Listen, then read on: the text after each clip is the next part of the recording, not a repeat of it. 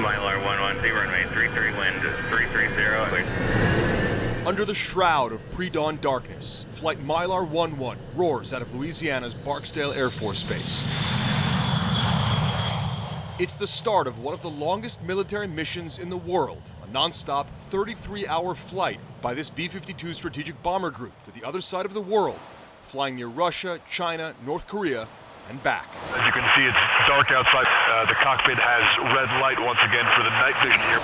CNN is the first news crew ever allowed on one of these extensive B-52 missions. Not only are we one of the most visible and flexible legs of the nuclear triad, we can have a B-52 where you need it, when you need it, within 48 hours. These flights are intentionally high profile. 2 years into the war in Ukraine, as Russia challenges the US and NATO, the Kremlin is meant to know about our bomber flight. So is China, with Beijing pressuring Taiwan and Chinese Coast Guard vessels harassing ships of the Philippines, a US ally. Both the national leadership of Russia and the national leadership of China, what do they react to? We see that they publicly comment about our Bomber Task Force missions, particularly when it involves others in very joint and public ways. Tiger 1, contact. On contact. 5 hours into the flight, we hit our first of 4 aerial refuelings off Alaska's coast, taking on as much gas as we can. Keep a track of your own fuel state. I'd like for you guys to stay with us all the way to Yankee Zulu Papa. After an hour of formation flying during this refuel, we arc out over the Pacific and towards Japan. It's important that we communicate to our partners that we mean what we say when we say that we're committed to our alliances. That's an example of what the B-52 does. We show up when we're asked. This 63-year-old Boeing B-52 Stratofortress, decades older than its crew, shows its age, but it remains the Air Force's primary bomber, taking part in every U.S. war since Vietnam. With planned upgrades to its antiquated systems, it'll see nearly a century of service. This year, the U.S. began producing its next-generation B-21 bomber. China is close behind, promising their H-20 strategic stealth bomber will be unveiled soon. 20 seconds to the turn, 050. Thank you. On board Mylar 11, we pass by Russia's east coast, closer to meeting up with U.S. and allied fighter jets. Our flight is unarmed. The mission is not to attack, but to prevent attack, to deter. But this is a bomber, of course. If we were carrying nuclear weapons, the Air Force would monitor the flight from the Joint Nuclear Operations Center back in Louisiana, seen here on news camera for the first time.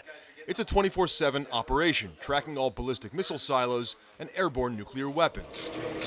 On the ground, crews trained to turn the aircraft into an offensive platform.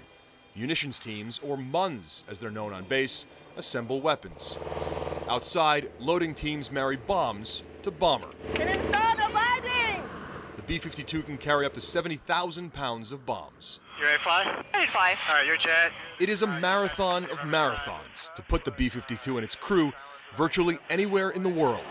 At this point, we've passed the halfway point of the flight. We've been in the air more than 16 hours. It's the middle of the day here in Japan, where we're overflying at the moment, en route to the mission area, where we'll meet up with fighters from several other countries here and carry out an exercise. Here, on the edge of the East China Sea, fighter jets from Japan and South Korea take up formation off our wings. Hours earlier during our flight, North Korea test-fired a mid-range ballistic missile, a reminder of the threats in the Pacific. You want to be seen by both allies and adversaries, do We want to be seen by allies and adversaries. It is still a head-turner It when is. you take it around the world. It is. But it's China that the U.S. is watching most closely. In October, a Chinese fighter jet intercepted a B-52 flying over the South China Sea at night, coming within 10 feet of the bomber. By number of ships, China has the world's largest navy and will soon have the world's largest air force, according to the commander of U.S. Indo-Pacific Command. Beijing is rapidly modernizing its military, including its strategic forces, and they're not part of any non-proliferation treaty, obscuring their nuclear assets.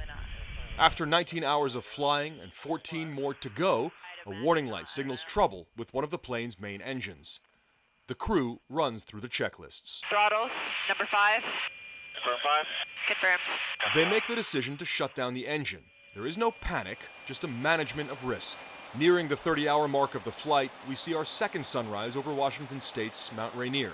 And although the crew is tired, they all know there's still a critical task ahead, and that is getting the B-52 back on the ground, and that is one of the most difficult parts of the mission. On final approach, the B-52, which has been in the air nearly 15 hours longer than the longest commercial flight in the world, has one final surprise.